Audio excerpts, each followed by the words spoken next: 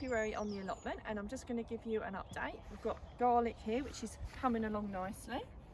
We've got the broad beans, again, coming on nicely. I'll have to tidy up the covering, but I'll do that later, because it's just where it gets blown around a little bit.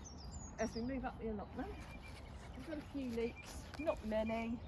One more dig and they'll be gone, and then I'll dig and cover that, ready for the spring. I've had to cover my purple sprouting and my kale because the birds started to attack it. I'd rather not cover it, but it's just one of those things. If I don't cover it, I won't get any purple sprouting. But the good news was, even though they'd had a good peck, I still managed to pick some purple sprouting, and we're going to be having it in half an hour. As I move up, there's a little bit more leeks there and some spinach, but it is the tail end, so a couple of more weeks and I'll probably dig the rest up, but I might leave those leeks in just to see if they'll do any more. As we move up, as you can see, I've got quite a lot of the allotment covered because I've dug it over, I've put the manure down, and I don't want lots of weeds to grow. It just makes life a lot easier, as I said before.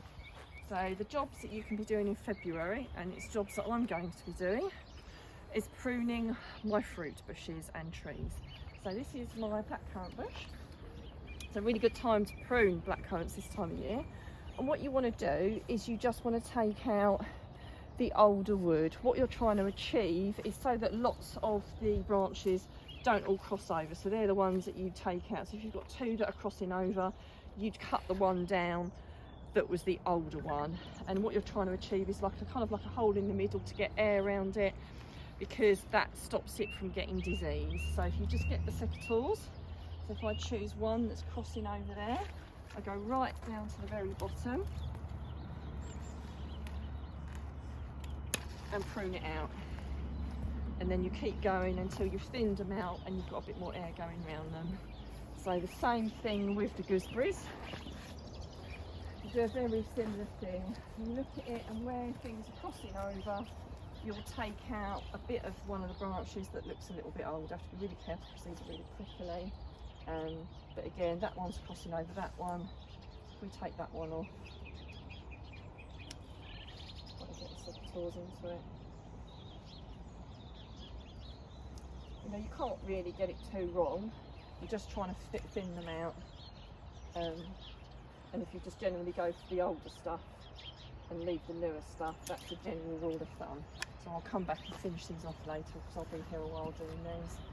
The blackberry bushes, again, you know, you want to give it a gentle tidy, but the ones that you take out are the older looking branches, not the newer ones. But if you've got a piece that's just growing too much, you can still take it off the top. So as you can see, this one here is definitely old. You can see all the old berries on it from last year. You'd go right down to the bottom and you'd cut it right off. So if we move over to the apple tree, again, the same kind of thing. You're trying to take out branches that are crossing over each other.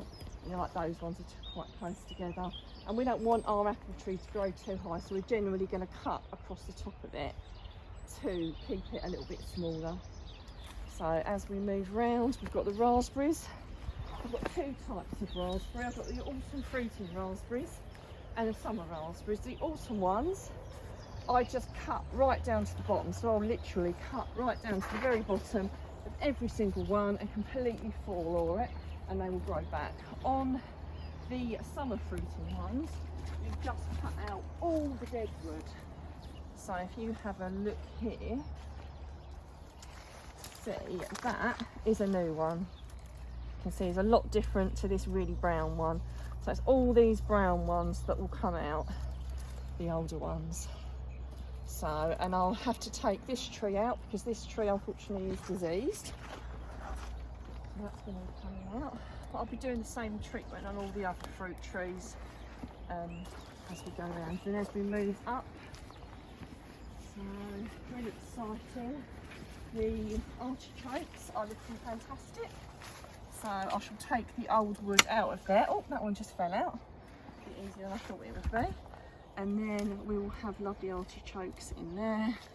And the rhubarb, which is already sprouting, which is really amazing. We're going to get some manure, which my able helper is just going to wheel into the video. It's a bit shy.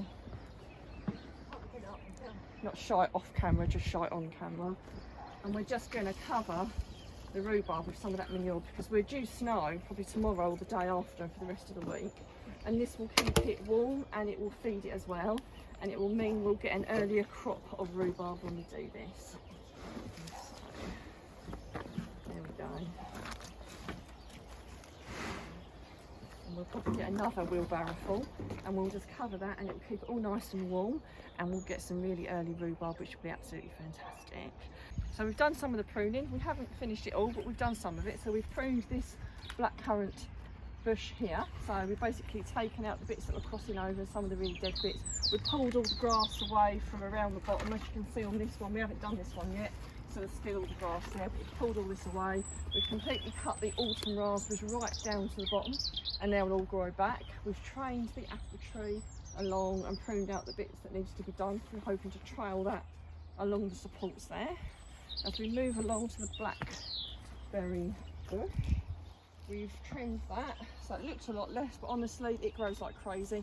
We might even trim a little bit more off that one actually, and then we'll tie it back against the supports because they get really heavy when the fruits start to fall. And we've also trimmed the gooseberries back a little bit. There wasn't quite so much to trim back on those, but we've done a similar thing with those like we did with the black currant bushes. We still need to pull the grass out from around the base, but again that's a job for another day. So hopefully that's helped you, and there's plenty of jobs for you to be getting on with, and if you'd like to subscribe to my channel then please do so.